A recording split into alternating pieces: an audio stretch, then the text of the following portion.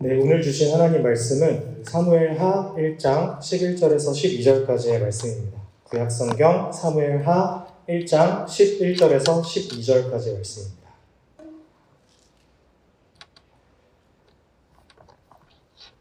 제가 가진 성경책은 구약성경 463페이지 어간에 있습니다. 구약성경 사무엘하 1장 11절에서 12절까지의 말씀을 함께 나누도록 하겠습니다.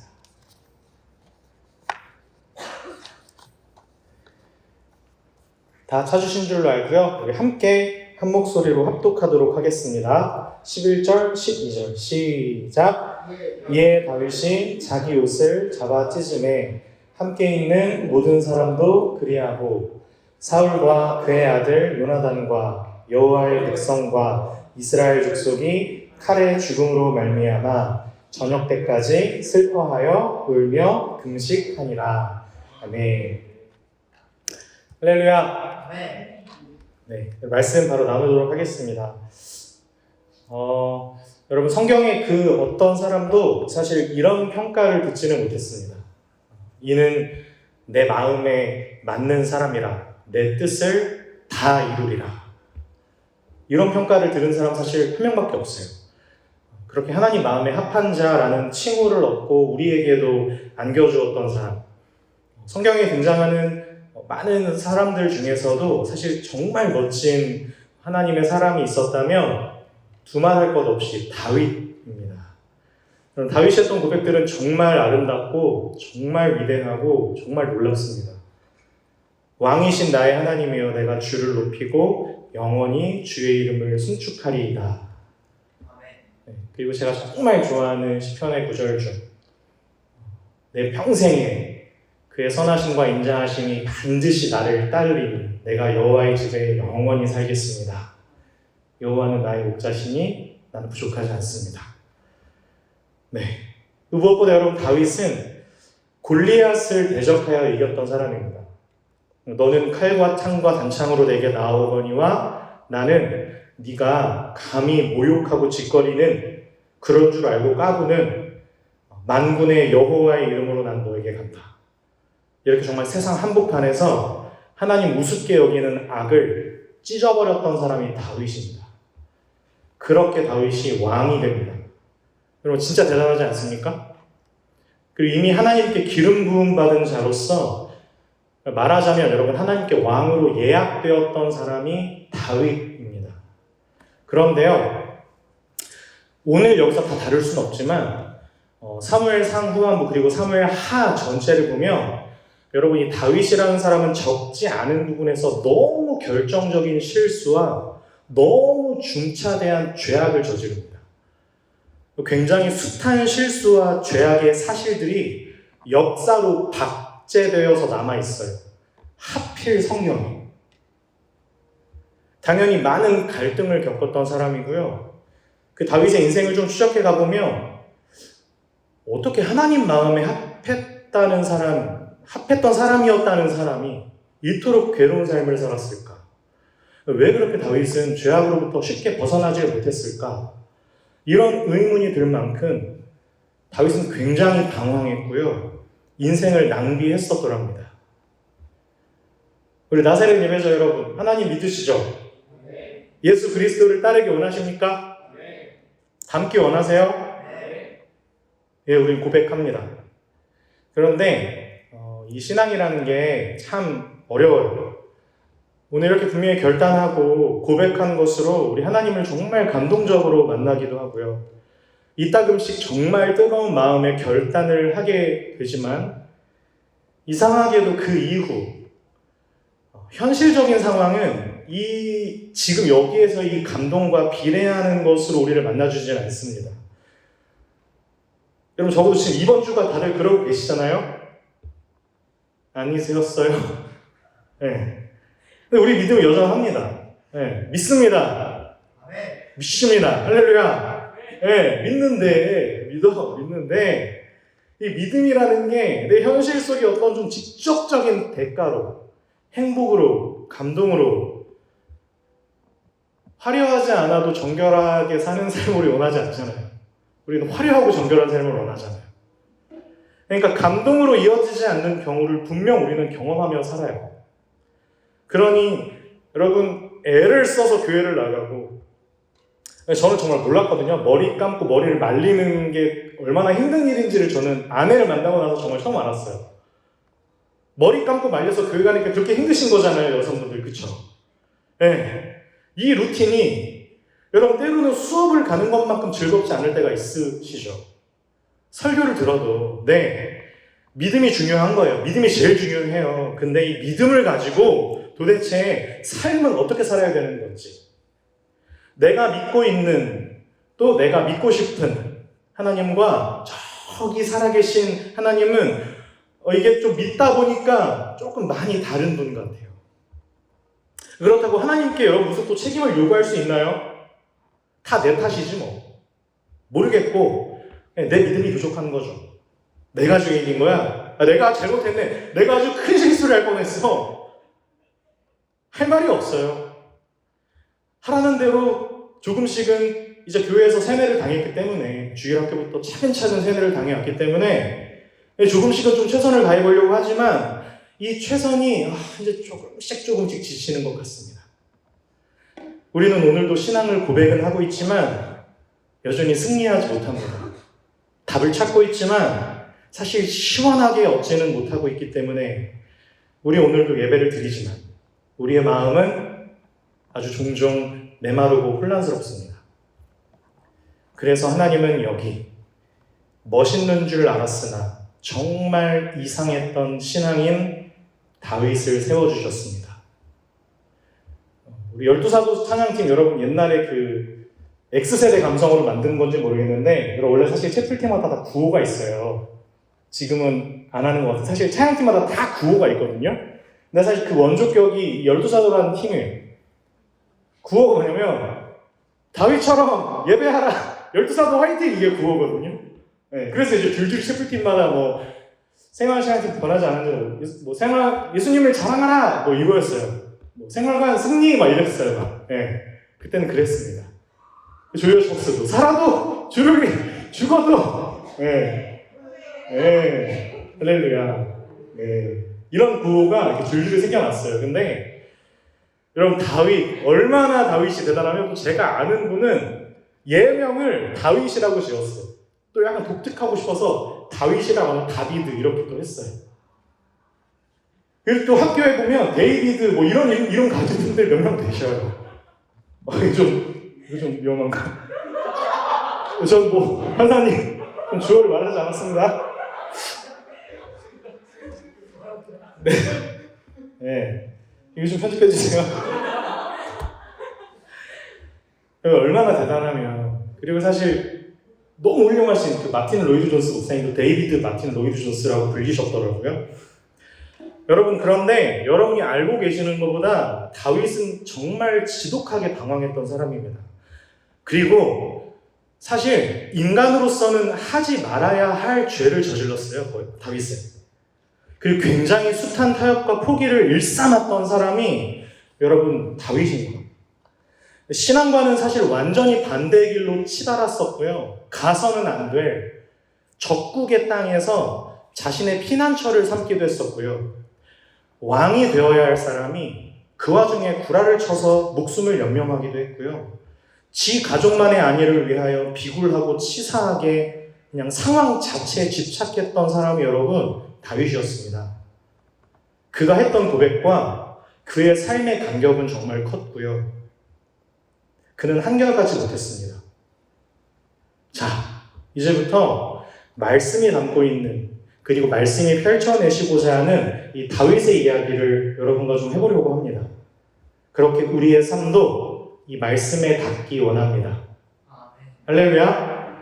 여러분, 예수님이 이 땅에 오시는, 그리고 오셔야 했던 가장 큰 이유 중에 하나는 우리 모든 죄를 범하여 하나님 영광에 이를 수 없는 존재들 때문이었습니다. 우리 죄인들 때문에 오셨습니다. 하나님 마음에는 합할 수도 없고요.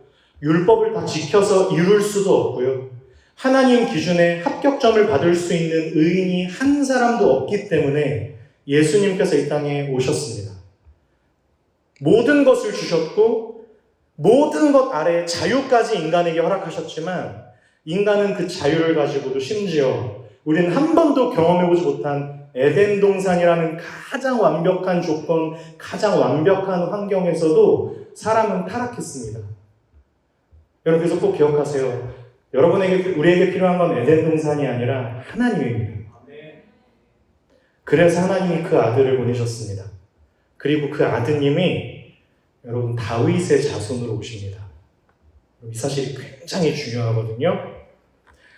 여러분 다윗이 골리앗 앞에서의 그 모습처럼 정말 완전하고 흠없이 그 고백을 담아내는 사람으로 혼자 정말 인생의 모든 과정을 그 신앙을 순결하고 순전하게 정말 지켜나갈 수 있었다면 고백처럼 다윗이 모든 선택과 판단을 성숙하고 멋진 신앙인으로 행하고 순종할 수 있었다면 여러분 사무엘서는 없었어요. 사무엘도 필요 없는 사람이었을 것입니다. 더불어 오늘날 우리가 오직 성령 하나님의 도우심을 필요로 한다는 어떤 그런 간구나 이 수요 저녁 기도회 우리 모든 간절함에는 커다란 오류가 생기게 됩니다. 여러분 다윗의 제약이 합당했다는 뜻은 결코 아닙니다. 여러분 예수님께서 우리를 구원하시고 우리를 홀로 내버려 두지 않으시겠다는 약속들이 여러분 모두 의미를 잃어버리는 것이기 때문에 그렇습니다. 그 귀한 진리가 여러분 이 다윗이라는 인물의 전 생애를 통해서 드러나는 거거든요. 그런 의미에서 우리는 좀 다윗을 진짜 좀 만나봐야 되겠습니다. 여러분 우리는 말씀을 만나야 합니다. 우선요. 다윗 인생에서 어떤 핵을 그었던 사건을 하나 뽑자면 여러분 뭘까요? 다윗 인생의 가장 중요한 사건. 맞아요, 여러분. 골리앗을 이긴 사건입니다. 근데 여러분 이게 얼마나 중요한 사건이냐면 다윗의 인생을 관통하는 고백이 선언된 사건이고요. 그런 또 결과이기 때문입니다. 한 나라의 영광을 이루었던 사람을 좀 예를 들어볼까요? 우리나라에 진짜 영광스러운 그런 입지전적인 인물이 누가 있죠? 프레디 머큐리가 찬양했던 퀸, 김연아 선수 있죠? 김연아 선수가 얼마나 대단한 사람인지 아세요? 김연아의 업적을 한 단어로 하면 뭐라고 할 수 있죠? 김연아의 업적을 딱 한 단어. 올포디움이죠, 올포디움. 김연아가 올포디움을 한 거예요. 뭐냐면 포디움이라는 게 뭐냐면 메달을 받으러 올라서는 단상을 포디움이라고 해요. 근데 김연아는 올포디움을 했어요. 무슨 뜻이냐? 전 평생의 공식적인 경기에서 3위 이상 모든 수상을 했어요. 그래서 김연아의 업적은 올포디움. 이거는 진짜 우리나라에 이런 선수가 있다면 대단한 거예요. 근데 여러분 다윗이 여기에 비길 수는 없어요. 다윗은 나라를 구했거든요. 근데 우리나라에 진짜 입신적인 진짜 장군님 누가 계시죠? 네, 이순신 이제 3부작 나온다고 하는데 사실 이순신 장군님보다 조금 더 대단해요, 다윗이. 왜냐하면 그럼 다윗은 하객증 뭐 이런 거 아니에요. 다윗은 혼자 나갔어요. 그리고 다윗은 물맷돌 5개 들고 나갔는데 그 중에 4개는 쓰지도 않고 1개 가지고 이겼어요. 뭐 전술 전략 이런 거 아니고요.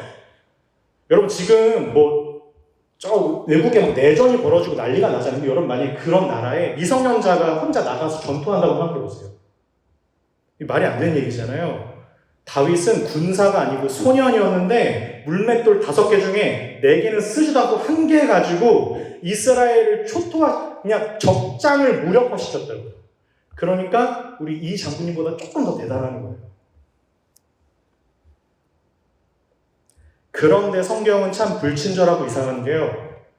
그런 우리를 먼저 이끌고 가는 대목은 그 다윗의 영광의 송가가 아니라 오늘 이 본문 다윗의 눈물의 노래로 우리를 먼저 이끌어갑니다. 여러분 사무엘 하의 주인공은 다윗이거든요. 근데 그 다윗을 설명할 때 영광의 노래로 다윗을 먼저 데뷔를 시키는 게 아니라 이 다윗의 눈물을 소개합니다. 성경은 그래서 조금 이상해요. 삶은 앞을 보며 나아가지만 뒤를 돌아볼 때 그것을 이해하게 된답니다. 소렌 키에르케고르라는 사람이 이런 얘기를 했어요. 삶은 앞을 보며 나아가지만 뒤를 돌아볼 때 그것을 이해하게 된다. 이렇게 보니 인간은 어쩌면 평생을 고민하며 살아가는 존재인 것 같습니다. 세상에 마음 편한 분이 한 사람도 없더라고요. 돌아가신 분은 왜 마음 편한 사람이 없으세요, 세상에? 여러분, 하나님은 우리에게 각자의 몫으로서 아주 동일한 숙제를 주시는 것 같습니다. 그것이 여기 사무엘하 1장과 같은 눈물의 이야기입니다. 그리고 여기 1장의 주제를 만약에 저보고 뭐라고 말하라고 한다면 전 이렇게 말하고 싶습니다. 그리스도인은 승리가 아닌 눈물의 자리에서 인간이 됩니다. 여러분 그거 아세요? 다윗이나 바울이나 가장 많이 했던 고백, 그런 주장, 다윗, 바울, 다 구약에서 뭐 신약에서 한 사람씩 정말 훌륭한 사람들, 이 사람들이 가장 많이 했던 고백은 이런 거예요. 저는 죄인 중에 죄인, 괴수입니다. 그분은 죄인을 구하러 이 땅에 오셨습니다. 입니다. 여러분 제가 만약에 다윗과 닮은 점이 있다면 그것은 죄인이라는 사실입니다. 저는 신앙 고백을 분명하게 가지고 있거든요. 제가 그래도 목사거든요. 제가 목회자로서의 다짐도 분명합니다. 부끄럽지만 저 목사고시도 진짜 되게 잘 봤거든요.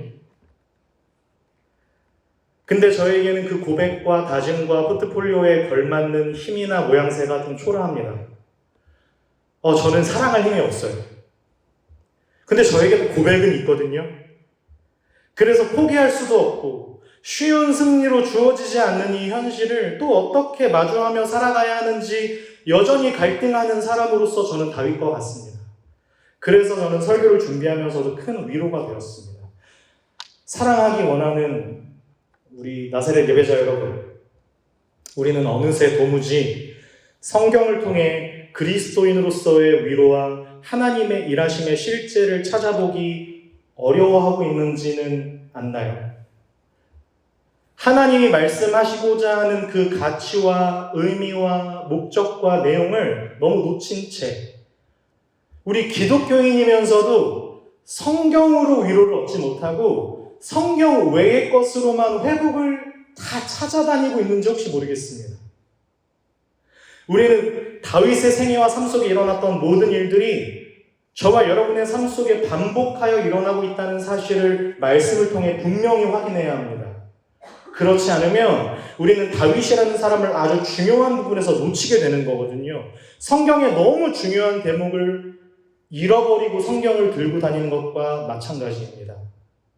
여러분 그렇게 사무엘하는 이스라엘의 초대 왕이었던 사울 왕의 죽음으로 시작하는 것을 우리가 좀 먼저 볼 수 있습니다. 그리고 이 죽음의 소식을 전해 들은 다윗은 사울 왕, 그리고 자기가 정말 사랑했던 친구, 그 아들 요나단을 위해 눈물로 노래를 지어 부릅니다. 그게 오늘 우리가 읽은 본문이거든요. 우리가 읽은 배경입니다. 그리고 그 내용을 잘 보면 우리 다 읽진 않았지만 후렴처럼 반복되는 부분이 있습니다. 19절, 25절, 27절 다 반복되거든요. 우리 한번 1장 19절을 한번 봐주시겠습니까? 사무엘하 1장 19절 함께 읽겠습니다. 시작! 이스라엘아 내 영광이 산 위에서 죽임을 당하였도다. 오라 두 용사가 엎드러졌도다. 우리 25절 한 번만 더 읽어볼까요? 시작! 오라 두 용사가 전쟁 중에 엎드러졌도다. 마지막에 27절 시작! 오라 두 용사가 엎드려졌으며 싸우는 무기가 망하였도다 하였도다. 아멘. 여러분 이 지금 구절들이 마치 랩으로 치면 훅처럼 반복되고 있습니다. 지금 다윗이 사울과 요나단의 죽음에 대해서 눈물로 노래하고 있는 중심 내용이라고 할 수 있는 거예요. 반복되고 있다면. 이 노래 속에는 분명히 지금 다윗의 갈등과 고민이 담겨 있어요. 이 노래는. 이건 굉장히 슬픈 노래, 애가예요. 근데 이 고민의 주제를 만약에 찾자면 이겁니다. 그건 다름 아닌 의심입니다. 어떻게 하나님 당신이 택하셔서 주인 삼으신 이 이스라엘이 저 버러지와 같은 이방 나라 블레셋에게 찢겨짐을 또 당할 수 있는가? 하나님이 기름 부으셔서 세우셨다는 당신의 사람이 어떻게 이렇게 허망하게, 비참하게 그 마지막을 맞을 수 있는 것인가? 이게 지금 다윗이 노래하고자 하는 번민이고 아픔이었습니다. 여러분 대충 이렇게는 알고 계시죠? 사울왕은 좀 잘못된 사람이었고 다윗을 괴롭혔던 나쁜 사람이었고 다윗은 착한 사람이었다. 이게 맞습니다. 여러분 다윗은 사울에게 끝까지 예의를 지켰고요. 하나님을 부러워하여 사울왕에게 함부로 하지 않았습니다. 보복하려 들지 않았고요. 사울과 똑같이 더럽게 굴지 않았습니다. 기름 부음 받은 다윗임에도 불구하고 그러니까 말하자면 자기가 가진 어떤 정통성을 가지고 다윗에게 들먹이지도 않았습니다. 단 한 번도. 그런데 사울은 어땠죠? 전혀 왕답지 못했습니다. 사실상 버림받은 왕이었음에도 불구하고 분수를 알지 못하고 다윗을 죽이려 들었습니다. 여러분 이건 학교폭력 정도가 아니라 국가의 한 어린 백성을 자신의 권력과 정치를 동원하여 담가보려고 했던 아주 극악무도한 악행이었습니다. 그럼 생각해 볼까요? 여러분 다윗이 굳이 사울 왕의 죽음을 애도할 이유가 있나요? 이 사람의 장례식장을 찾아갈 이유가 있습니까? 여러분이라면 어떻게 하시겠어요? 쉬운 일은 아닐 뿐더러 그럴 이유도 없죠. 그런데 오늘 본문 이 노래는 그러면 좀 뭔가 이상한 거예요. 일단 앞뒤가 안 맞죠. 지금 다윗은 단순히 사울을 보복해야 할 대상이나 어떤 정적으로 보지 않고 조금 다른 입장인 건 분명한 것 같아요. 왜일까요?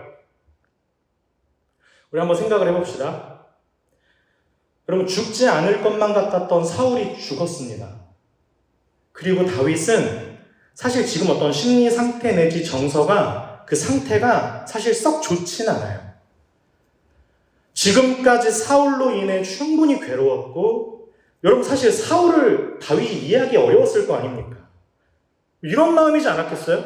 아니 나에게 이렇게까지 해서 당신이 얻을 게 뭐야? 당신은 지금 왕이잖아. 아니 그것도 하나님께서 세우신 왕이잖아. 다윗은 이유가 있을 거라고 생각했어요. 이해되지는 않았지만 하나님은 다윗으로 하여금 그렇게 받아들이고 넘길 수 있도록 도와주셨어요. 누가 뭐라고 해도 다윗은 그 칼끝을 사울에게 겨누지 않았습니다. 여러분 아시죠? 내가 믿는 하나님이 세우신 왕이었으니까요. 동질감을 가지고 있지만 그래도 다윗은 분노했고 또 연민했습니다. 그런데 그 거인과 같던 사울이 죽었습니다. 그것도 아주 비참하게. 여러분 지금 다윗은 하나님이 세우신 종의 결국이 어떻게 되고 있는가를 그냥 현실로 보고 있을 뿐이에요. 하나님이 세우신, 하나님이 이끄신다는 당신의 사람의 끝이 지금 어디를 향해 있는지, 도대체 이스라엘과 이 하나님께서 세우셨다는 이 모든 것들, 이 일들이 이 현실에서 다른 세상과 무엇이 다른 것인지, 이것이 사실 지금 다윗의 탄식 안에 담겨 있습니다. 오호라 두 용사가 넘어졌도다. 이게 기름 부음 받은 사람의 끝인가? 역시 기름 부음 받은 다윗이지만 하나님께 택함 받은 다윗의 정리되지 않는 오늘입니다. 왜요? 사실 다윗의 지난 날들도 오늘처럼 혼란스러웠으니까요. 여러분 다윗의 데뷔 무대는 다시 말씀드리지만 인생 전체를 통틀어서 가장 위대한 날이었습니다. 다윗은 블레셋의 골리앗을 한순간에 쓰러뜨리고 여기까지 온 사람이었습니다.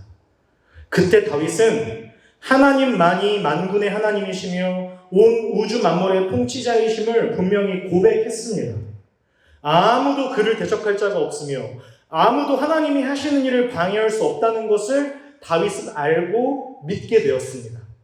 그런데 그러고 났는데 뭔가 조금씩 이상해집니다.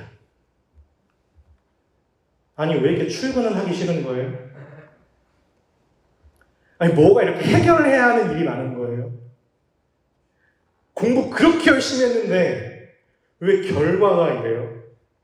또 갑자기 쟤는 왜 저래? 아니 또 뭐 좀 해보려고 하니까 도움이 하나도 안 돼 또 잘하던 사람이 왜 또 나를 못 살게 굴어서 안달이죠? 너무 분노했고 막 이를 갈았던 밤을 지나보내고 나는 또 왜 그 앞에 서서 균딱같이 웃어주는 거죠? 하나님을 믿는 믿음으로 나의 믿음과 삶을 지켜내고 살아간다는 건 고백만큼 쉽지 않고요. 내가 희생을 감수하겠다는 결단과 다짐을 한다고 해서 현실 난이도가 쉬워지는 건 아니더라고요. 하나님이 나를 특별하게 여기신다는 그 마음에 합했다는 어떤 증거를 찾기 어려운 좀 지루한 하루하루가 시작되기 시작합니다. 그냥 사는 거죠 뭐. 다 똑같은 거 아닌가요? 아무리 불러도 답을 안 해주시네요. 언제부터인가 예배라는 것도 좀 일방적인 시간 같아요. 점점 신앙 고백마저 마음속에서 힘을 잃어가는 것 같습니다. 하나님을 믿는다는 게 뭘까?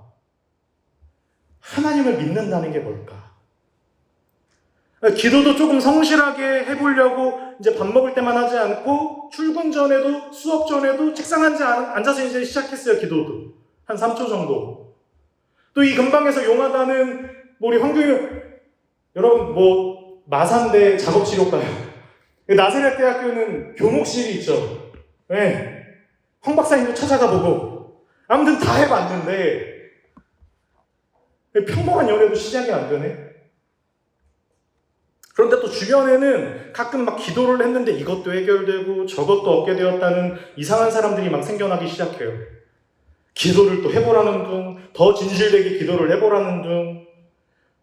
나는 사실 죽어도 안 되던데 지는 그냥 별말 안 하고 남자친구한테 교회 한번 가자고 했더니 갑자기 남자친구가 새 사람이 되었다는 둥. 이런 세상에서 내가 뭘 기대합니까? 소망이 점점 없어집니다. 하나님, 제가 계속 당신을 믿어야 합니까? 아니, 내가 어떻게 하면, 내가 어떻게 해드리면 나에게 찾아와 주실래요? 사실 여러분, 지금 제가 그렇습니다. 제가 저희 교회 우리 청년들에도 이렇게 농담처럼 얘기했지만 이름을 바꿔볼까? 이런 생각을 했어요. 이름을 솔로몬으로 바꿔야지 잠과 재력을 같이 주실까? 난 잠재력은 싫은데. 예. 나도 남들이 다 받는 좀 복을 갖고 싶어. 낳기만 하면 되는 줄 알았더니 잠을 안 자니. 안아달라 징징, 안아줘도 징징. 존존존존존 유.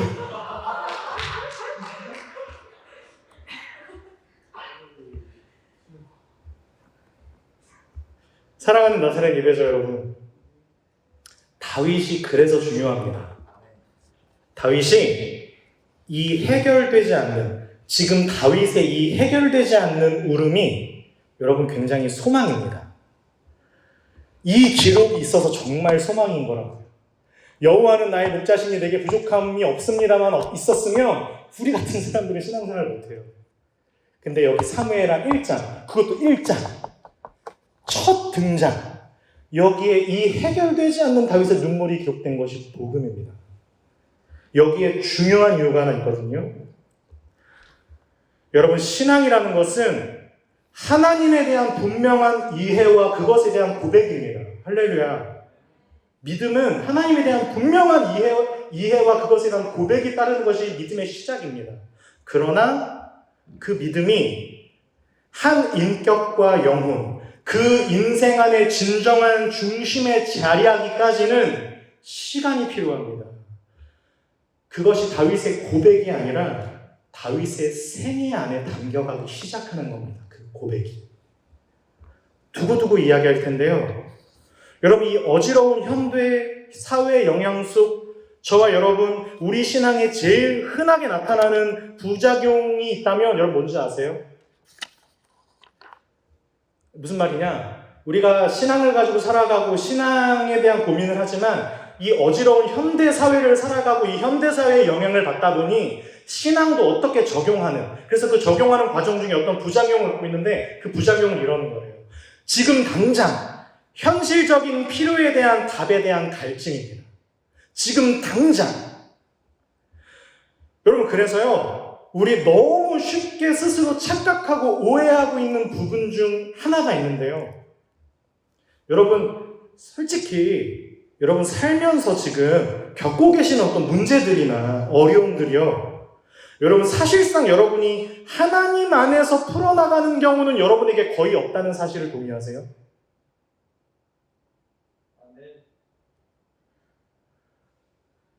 마음이 무거워지네요. 여러분, 우리는 적지 않은 경우에 신앙이라는 걸 사실 하나님과의 관계 안에서 그분이 말씀하시는 뜻 가운데 고민하며 나아가는 것이 아니라 약간 조금 종교적인, 그러니까 이거는 꼭 기독교가 아니더라도 범종교인들이 가질 수 있는 그런 간절함의 어떤 그 형식과 비슷한, 그러니까 문제만 생기면, 어려움만 생기면, 나에게 필요한 것만 생기면 마치 대가성 어떤 지불과 요구를 하듯이 우리는 많은 경우 이 믿음이라는 것을 그렇게 조금 동원하기도 합니다.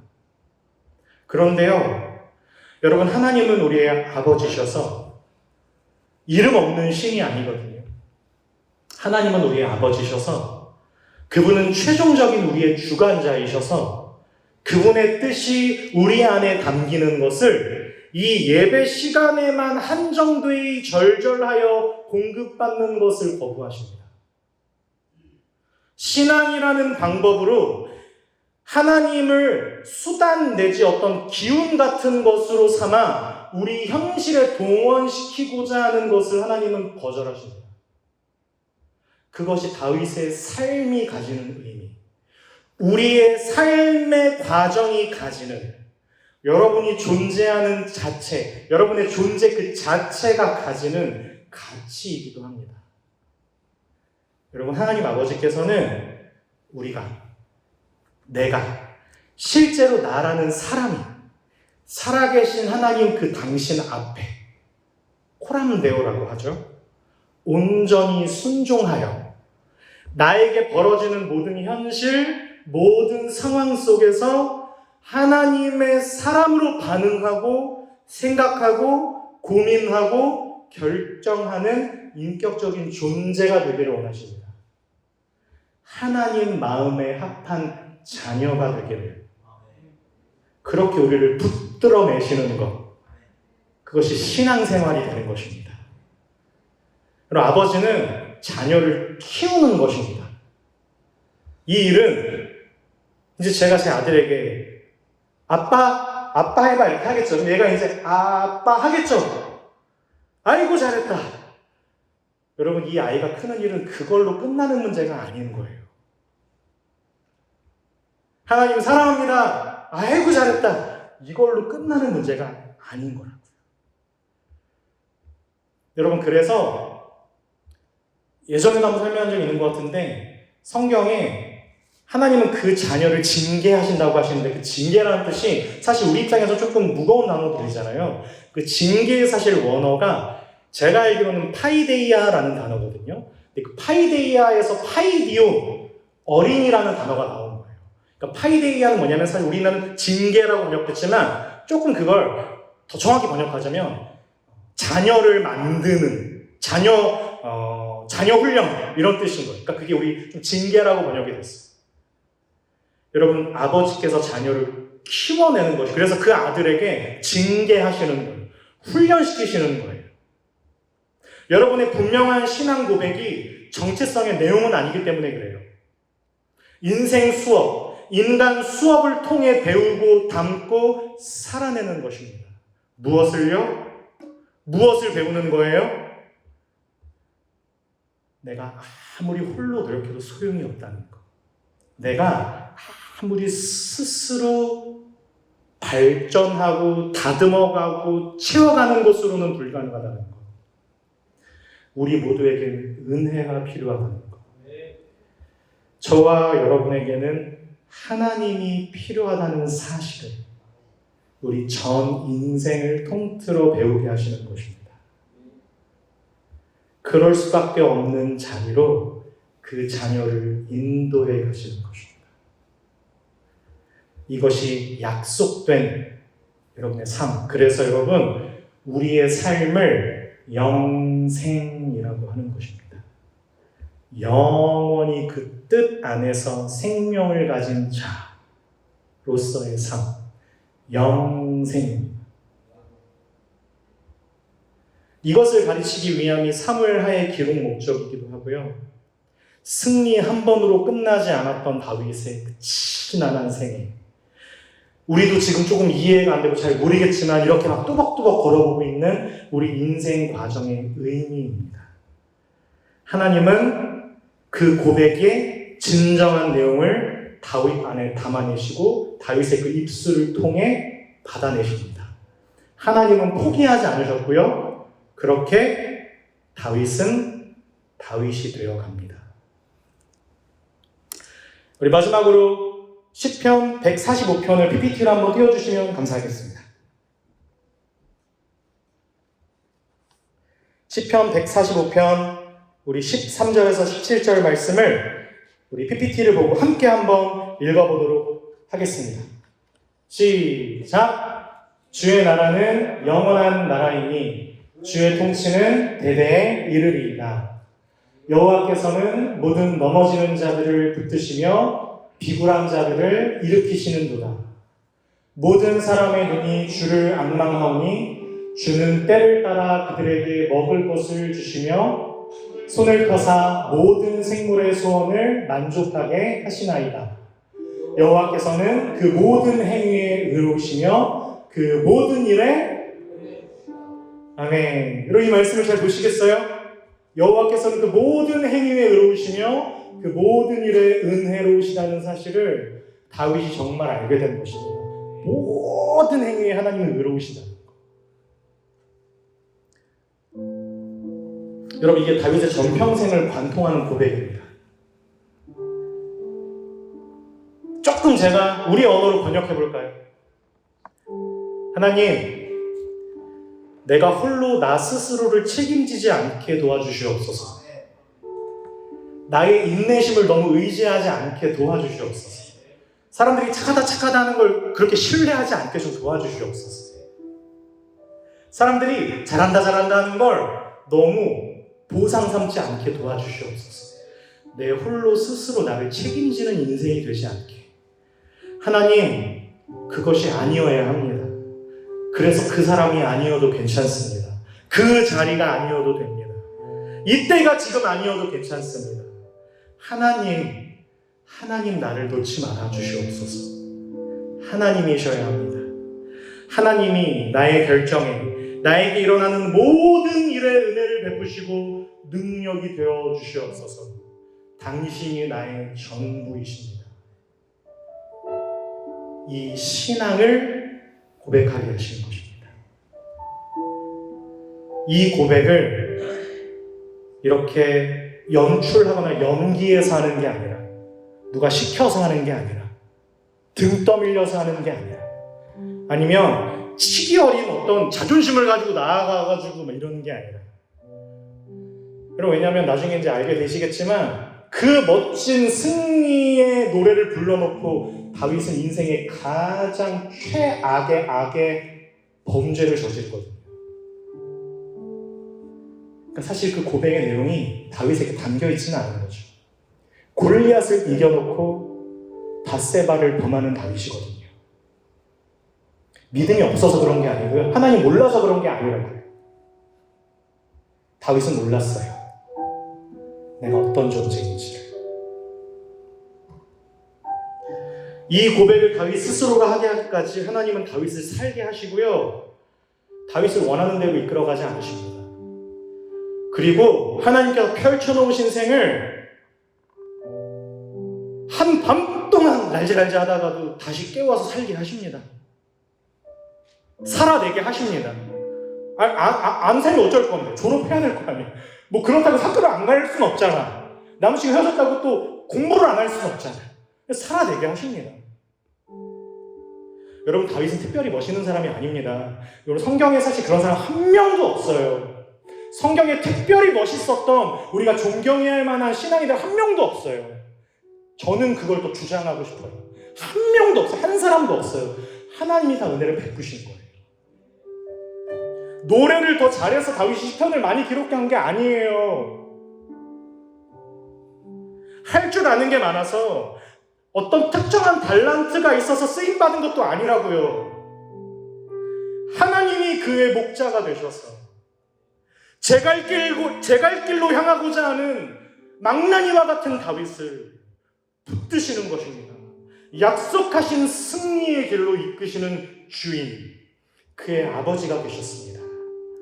여러분 이 사실만이 저와 여러분의 슬픔의 노래에 답이 될 수 있습니다. 우리 모두 다윗의 길로 갑시다.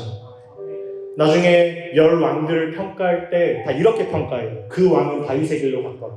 그리고 그 왕은 그 길로 향하지 않았더라. 왜 이런 기록이 있는 줄 아세요? 왜 다윗의 길로 갔더라 이렇게 표현하는지 아시냐고요. 우리에겐 이미 다윗의 에필로그가 주어졌기 때문에 그래요. 그 당시 그 사람들은 다윗의 길이라고 생각했겠지만 모든 것의 완결, 모든 것의 모든 것, 영원한 영광의 주인 나사렛 하나님, 나사렛 사람 예수 그리스도의 길을 이 다윗이 예표했기 때문입니다. 여러분, 이것이 우리 학교의 이름이고요, 여러분의 이름의 뜻입니다. 우리 함께 이 시간 기도하도록 하겠습니다.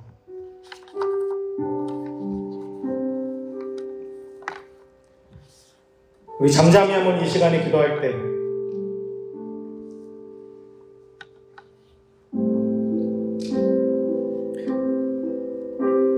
하나님,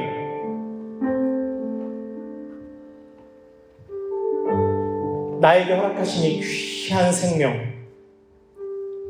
내 안에 담긴 이 귀한 생명의 가치, 그 근원, 이 전부, 내 생명의 주인, 하나님 안에 내 삶이 지금 붙들려 있다는 사실이 나에게 가장 커다란 소망이 되게 하여 주시옵소서. 눈에 보이진 않지만, 내 눈이 보고 싶은 대로 볼 수는 없지만, 귀에 들리진 않지만, 내 귀에 듣고 싶은 대로 들리지는 않지만, 보이지 않아도, 들리지 않아도, 만져지지 않아도 하나님, 살아계신 하나님이 나의 삶을 인도하고 계시다는 사실 앞에 나의 삶의 무릎을 꿇어 오늘도 내일도 영원히 하나님과 동행하는 오늘날의 다윗이 되어 하나님 뜻 안에 하나님 마음에 합한 그런 멋진 딸, 아름다운 아들들, 우리 모든 자녀들이 되기를 소망합니다. 우리를 붙들어 주시옵소서. 우리 잠시 우리 이 반주에 맞춰 우리 기도하심으로 우리 하나님 앞에 드릴 고백과 우리 기도의 마음을 준비하며 나아가도록 하겠습니다. 함께 기도합니다.